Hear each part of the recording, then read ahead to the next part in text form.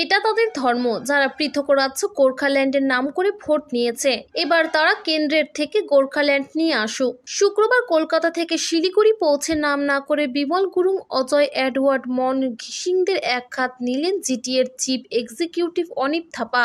3 দিনের সফরে কলকাতা গিয়েছিলেন অনিত থাপা, সঙ্গে জিটিএ বোর্ডের চেয়ারম্যান, ভাইস চেয়ারম্যান ও বোর্ড সদস্যের একটি প্রতিনিধি দলকে নিয়ে গিয়েছিলেন। সফরে মূলত পাহাড়ের উন্নয়ন, দপ্তর হস্তান্তরকরণ, কর্মী নিয়োগ, পাট্টা সহ একাধিক বিষয়ে রাজ্যের মুখ্যমন্ত্রী থেকে শুরু করে শিক্ষামন্ত্রী এবং বিভিন্ন দপ্তরের সচিবদের সঙ্গে বৈঠক করেন তিনি। এরপর এদিন সকালে দার্জিলিং মেলে করে নিউ জলপাইগুড়ি রেল স্টেশনে পৌঁছান তিনি।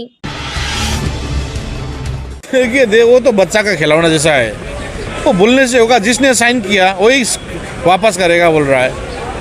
मतलब प्रेसिडेंट ऑफ इंडिया ने साइन करके जो एग्रीमेंट होकर, एक्ट होकर, एक इलेक्शन होकर, लड़कर बैठकर फिर दूसरा इलेक्शन में लोग हार कर अभी जीते, इस टाइप करने से कौन मांगेगा? उन लोगों का धर्म है वो। उन लोगों ने गोरखालैंड के नाम ने वोट मांगा, मैं पहाड़ के सिस्टम के लिए वोट मांगा। सो मैं स्टेट से मिलकर काम कर रहा हूँ। अब वो लोग सेंट्रल में जाकर पूछना पड़ेगा। वो जैसे मेरा काम मैं कर रहा हूँ, अब दैट इज़ देयर ड्यूटी। मैं गोरखालैंड के इश्यू में वोट नहीं लड़ा, मैं सिस्टमेटिक हिल्स के वोट लड़ा। अब उन लोगों ने मांगा, उन लोगों ने प्रॉमिस खाया, उन लोगों ने कसम खाया, वो लोगों का ड्यूटी अभी वो सेंट्रल से जाकर पूछे। गोरखालैंड तो स्टेट नहीं देगा, वो सेंट्रल सब्जेक्ट है।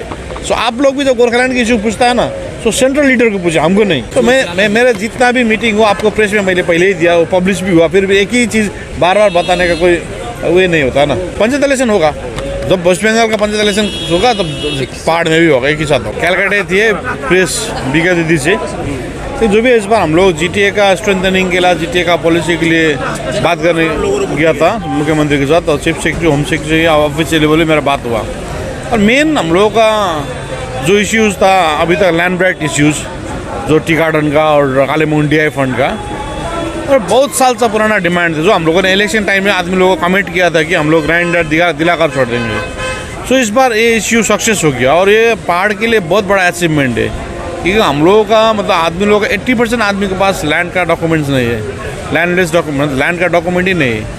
तो इस बार गवर्नमेंट ने माइंड बनाया कि they agree to give a land right documents. So पहाड़ के लिए इससे बड़ा अचीवमेंट कोई भी नहीं होगा।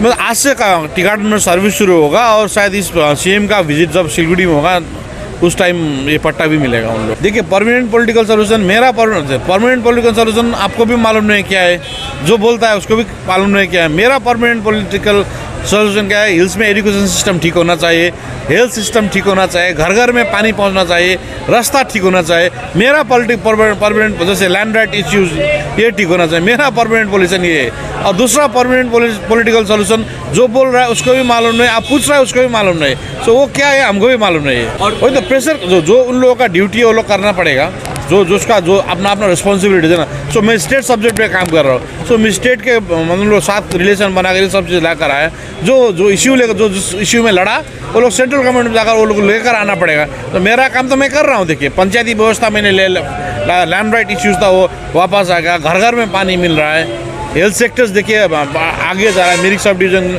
मिरिक ब्लॉक सब डिवीज़न, वैसे करसंग सब डिवीज़न हॉस्पिटल, दार्जिलिंग का इम्प्रूवमेंट हो रहा है। दार्जिलिंग डिस्ट्रिक्ट और कालीमुंग में जो DI फंड का इश्यूज़ था ये इश्यू सॉर्ट आउट हो रहा है। मैं मेरे इश्यू में लड़ रहा हूँ। अब उन लोगों का इश्यू मैंने तो परमानेंट पॉलिटिकल सोल्यूशन नहीं बोला था। सो जो बोला था आप उन लोगों को पूछिए। স্টার সংবাদের বিশেষ প্রতিবেদন শিলিগুড়ি।